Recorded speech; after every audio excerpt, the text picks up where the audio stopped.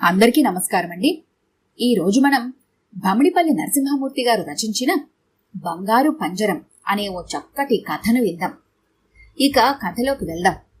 మనవాడేనే, మీ మొహం, మీ కళ్ళు బాలేవు, ఆ క్యాట్రాక్టు ఏదో చేయిస్తే గాని బాగా కనిపించవు. ప్రకాష్ చెప్పాడులేండి నాకు. నీ మొహం మండా, వాడేనే, బూడిద రంగు కోటు ప్యాంటూను. గొల్లున నవ్వింది వెంకటలక్ష్మి. బూడిద రంగా? నా మొహమా? వాడు ముక్కుపొడం రంగు చొక్కాలాగు తొడుక్కున్నాడు. బోసిగుడ్డి మొహమా? వాడు ఏ రంగు తడుక్కున్నాడో నీకు అర్థం కాదే? వయసైపోయి కంటి చూపు పూర్తిగా పోయింది. నా వయసైపోయింది. మీరు 16 ఏళ్ల బాలాకుమారుడు మరి. పట్టపగలు కూడా చేయి పట్టుకొందే అడుగు తీసి అడుగు వేయలేరు గాని. చుప్ నోర్మి. నీ గొంగురు గొంతు ప్రకాశ్కి వినిపిస్తే నీకు గురకో మరేదో అని హాస్పిటల్కి లాక్కిపోయి ఆక్సిజన్ పెట్టిస్తాడు. మిమ్మల్ని రెండో పెళ్లి కొడుగ్గా కూడా ముస్తాబు చేస్తాడు. వాగుడాపు, వాడు కారు ఎక్కేస్తున్నాడు. కారెక్కకుండా మీకు దర్శనమివ్వడానికి నిలబడి ఉంటాడా? వెధవ, ఇవాళ కూడా మనల్ని చూడటానికి రాలేదు. నన్ను చూడక్కర్లేదు, కన్న తల్లినైనా చూడటానికి రావచ్చుగా. మీరు మరీనండి. వాడికసలు ఖాళీ ఎక్కడా? పొద్దున్న ఆపరేషను, మధ్యాహ్నం ఆపరేషను, సాయంత్రం ఒక ఆపరేషను, రాత్రం ఆపరేషను.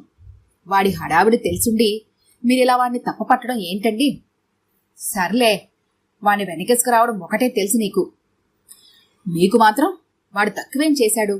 మనిద్దరికీ ఇన్ని సదుపాయాలు కలగజేస్తున్నాడు అన్న ఇంగితమైనా ఉంది. పడగ్గదిలో ఏసీ పెట్టించాడు. సీడీలు చూసే మిషను, పాటలు వినే మిషను పెట్టించాడు. నీళ్లగదిలో నీళ్లు ఎవరూ తొలిపి ఇవ్వక్కర్లేకుండా వేణీళ్లు కుళాయి, చన్నీళ్ల కుళాయి పెట్టించాడు. కోడల్ని కింద నుంచి పిలవడానికి బెల్లు ఏర్పాటు చేశాడు. ఆ బెల్లు వాడు పెట్టకపోయినా సుమతి బంగారు తల్లి. రోజు మందులివ్వాల్సిన టైము, టిఫిన్ ఇవ్వాల్సిన టైము, టిఫిన్ అయ్యాక మందు ఇవ్వాల్సిన టైము, మళ్లీ భోజనం ముందు మందులు, ఆ తర్వాత రాత్రి నిద్ర మాత్రలు, నిద్రపోకముందు టానిక్కులు. ఇవన్నీ నువ్వు బెల్లు కొడితేనే ఇస్తుందా? నీ కొడుకు చెప్పాడని తెస్తోందా? అది ఆ పిల్ల కల్చరు, సంస్కారం. సరే మహానుభావా, నా కొడుకు కన్నా మీ కోడలే గొప్పదిలేండి. ముమ్మాటికి. ఇదిగో, ఉడిక్కిపోయి ఒక్కతివి నడుచుకుంటూ వెళ్లకు.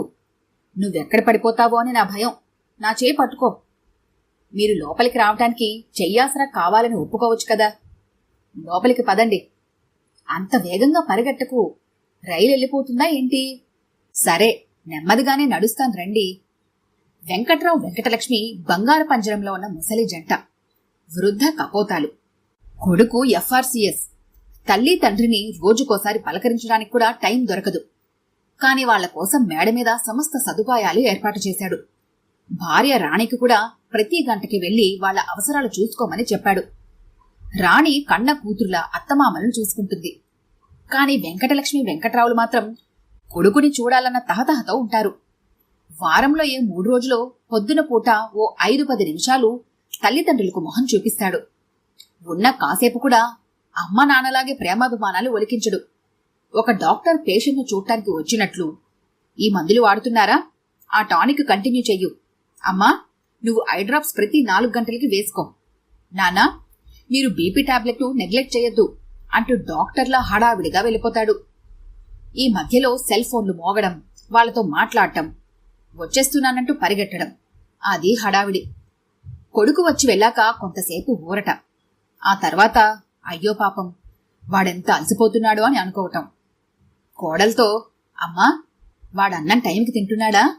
బాగా చిక్కినట్టున్నాడు, అంత అలసిపోవద్దని చెప్పు అని కోడలికి 1,00,000 సూచనలు, సలహాలు ఇస్తుంటారు. రాణి సహజంగానే సహనంగా, మీ అబ్బాయి కాబట్టి మీకలా అనిపిస్తుంది. ఆయన ఎంత పని చేస్తే అంత ఉత్సాహంగా ఉంటారు. మీరేమీ బెంగపడకండి.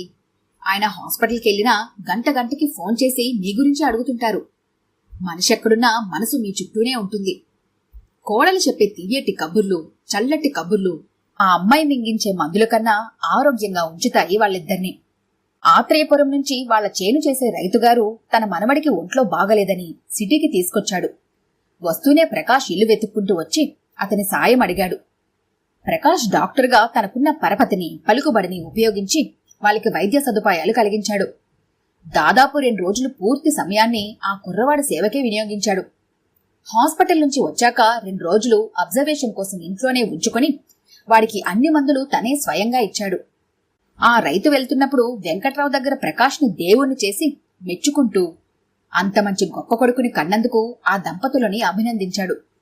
ఒక డాక్టర్గా అతను చేసిన సేవ, అంతకు మించి ఒక ఆత్మీయుడిగా అతను చూపిన ఆదరణ రైతు వర్ణించి చెప్తుంటే పొంగిపోయారు ముసలి దంపతులు. కొడుకు తమని అలా అంత ప్రేమగా చూడట్లేదని ఒకంత అసూయ కూడా చెందాడు వెంకట్రావు. మధ్యాహ్నం 2 గంటల వేళ అత్తగారు బజర్ నొక్కింది. ఆదుర్దాగా పైకి పరిగెట్టింది రాణి. వెంకట్రావు గారు పిలిచినా పలకట్లేదు, కుదిపినా కదలట్లేదు. రాణి కంగారుపడి భర్తకి ఫోన్ చేసింది. వెంటనే తనున్న హాస్పిటల్కి తీసుకురమ్మన్నాడు ప్రకాష్. కారు కూడా పంపించాడు.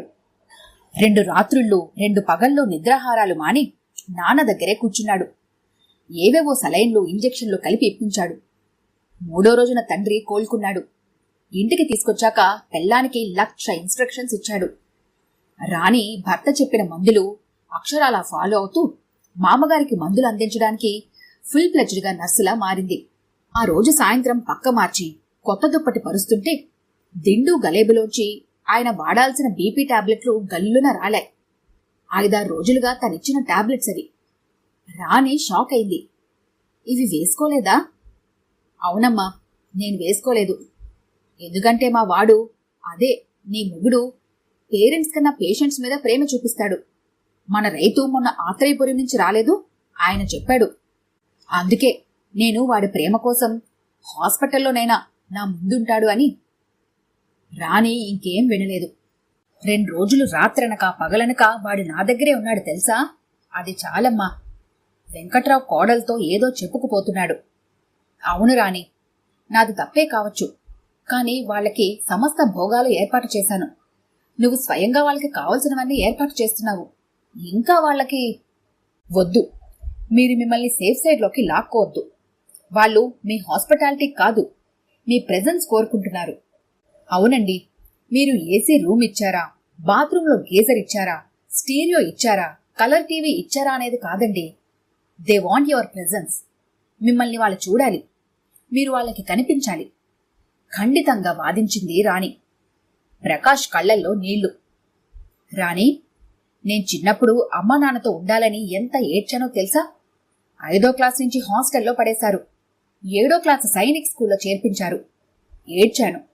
ఇంటర్మీడియట్ రెసిడెన్షియల్ అన్నారు. గోల పెట్టాను. వద్దన్నా, మిమ్మల్ని నేను వదల్లేను అన్నా. నీకు హాస్టల్ ఉందిరా, ఏసీ క్లాస్ రూమ్ రా అన్నారు. అలాగే అమెరికా వెళ్ళరా, అక్కడ నీకు లేని సదుపాయం లేదురా అని గెంటేశారు. అమ్మా నాన్న ఉండరు కదా అని బోరుమన్నాను. నా బాధ ఎవరూ పట్టించుకోలేదు రాణి. విలవిల్లాడిపోతున్న భర్తని ఓదార్చడం చేత కాలేదు రాణికి. నేను మా అమ్మకి నాన్నకి టైంకి అన్నం పెట్టే ఏర్పాటు చేశాను. ఏసీ, టీవీ, సౌండ్ సిస్టమ్ అన్నీ అరేంజ్ చేశాను.